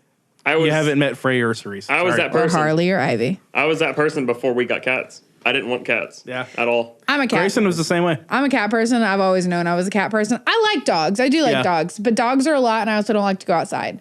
So cats are the obvious option for me. And also, I have met a lot of like not great, unfriendly cats. My cats growing up weren't super social. And now I have two at least Ivy's extremely friendly with us, but especially Harley, she's extremely friendly with strangers. Yeah. She's very, very social. She likes strangers. She wants to get in their lap. She wants attention. And I love that because I've had friends who are like, oh my God, your cat is so nice. Mm-hmm. I've never met a cat that's as friendly as her. It worked out so well for me because I'm not a pet person at all. Mm-hmm. I'm just not a pet person. And it's good because we don't have two pets. We have two angels that were handed to us by the arms of God That's himself. what she thought when she got Ivy. Ivy was such a sweet baby, and then she picked Eric as soon as I got her home. Yeah. She like tricked me too. She like climbed on my chest and like nuzzled me and acted like she was gonna be the sweetest, most lovey baby in the world. And she is to him. I mean, and to me, only when she's like in the spots that she wants to be in. Like if she's on top of that cat tree in our office, she goes ham. She's like, pet me, I'm a whore. Ah! touch me, daddy. literally. But anywhere else, she's like, peasant. Yeah. She's just a cat. Yeah. But Harley's not. Harley is like, mom, mommy, mama, Yeah. ma, love me. I want to be in your skin. I thought you were doing a Grayson impression for a second. Love you, babe. She's gonna see you later. Where are we at? Oh yeah, we're way over. 2 hours? We've been way over for a while. Yeah. So That figure. We'll have a lot of good stuff here. Yeah. probably a good point to get to the end here. So yeah, if I you just are don't want you to get tired. if you're a cat or a dog person, please leave a comment. If you're not a pet person, leave a comment. Tell us why you're wrong. What's got you up? Yeah. Tell us. Please. Tell us, YouTube. Tell us. I want to hear your pet peeves. Pointing out YouTube because you can't comment on Spotify. But YouTube, tell us what's got you up. Anyways, thank you so much for listening to the Roll for Funny podcast. You can check us out on Spotify and YouTube. You can check me out at hey_Foxy_lady on pretty much all social media. You can check out Ryan at Unryaned on Steam when he's back streaming. Not Steam. Twitch. Everything. Yeah. And Grayson at Glum Goggles with a Z on pretty much everything. And hopefully they'll be back up and streaming soon. And hopefully I'll be streaming within the next month. Yeah. And then as soon as I get into... there was mic noise there. Sorry. I actually finally got a camera. I might start doing some photography stuff soon. There's definitely going to be some come April. It's just under your name. Huh? Your Instagram is just your name. You can make a whole new one. Yeah. But I'll start dropping those socials after I post pictures and things like that. Stuff. Garrett the Barrett. What? Garrett the Barrett. That's terrible. Wait. Roll for Funny. That's so much better. Oh my God. Because when I was growing up, and I hate that I'm about to put this out there because I've never said it, but when I was growing up, it was Eric the Ferret. And I hated it. Shut up. Just take it out of your That's all you're being called from now on. I hate also, Garrett the Barrett is amazing. Like a Barrett 50 cal. Ow! Oh, I'm sorry. I'm sorry. Also, our wedding hashtag is Eric's got a big Johnson. We're way over, but please tell me why. Well, wedding hashtags are normally either both first names or both last names, but my last name is Johnson. Good job doxing yourself. You couldn't. I don't care. It's the most common name in the world. I can't wait to change it. How can you not? Okay, bye. Bye.